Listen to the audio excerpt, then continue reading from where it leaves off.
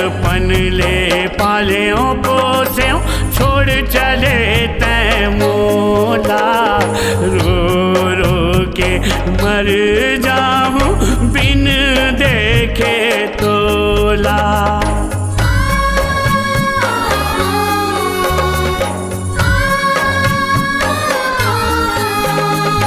दाई के कोरा सुना पर गे छोड़ चले तै सबला। तोर बिना मैं कैसे जी हूँ कैसे माना हूँ मनला। कराऊं कैसे तोर विदाई कराऊं कैसे तोर विदाई। सुरता हूँ माया दुला। जावा था तै ससुराल जावा था तै ससुराल।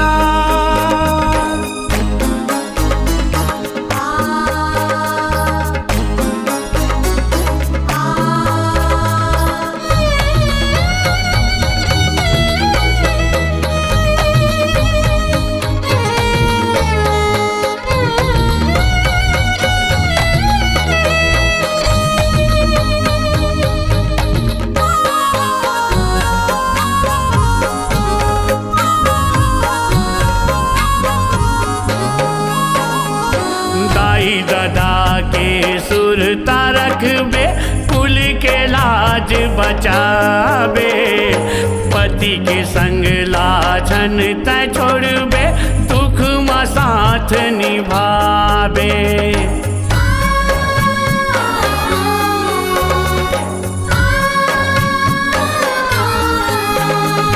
कहैया मन बहुत कही अपन विचार ले चलबे। छिन भर के रिस मानोनी जन्म के नता झन तोड़बे। दुख के कांटा का बुझन गड़े दुख के कांटा का बुझन गड़े। रहे जिंदगी तोर खुशहाल। जावा था तै ससुराल जावा था तै ससुराल। मोर दुलौरिन बेटी जावा था तै ससुराल। मोर दुलौरिन बेटी जावा था तै ससुराल। दाई दादा के मान रखबे दाई दादा के मान रखबे। दाई दादा के मान रखबे दाई दादा के मान रखबे। आबे सुखी संसार।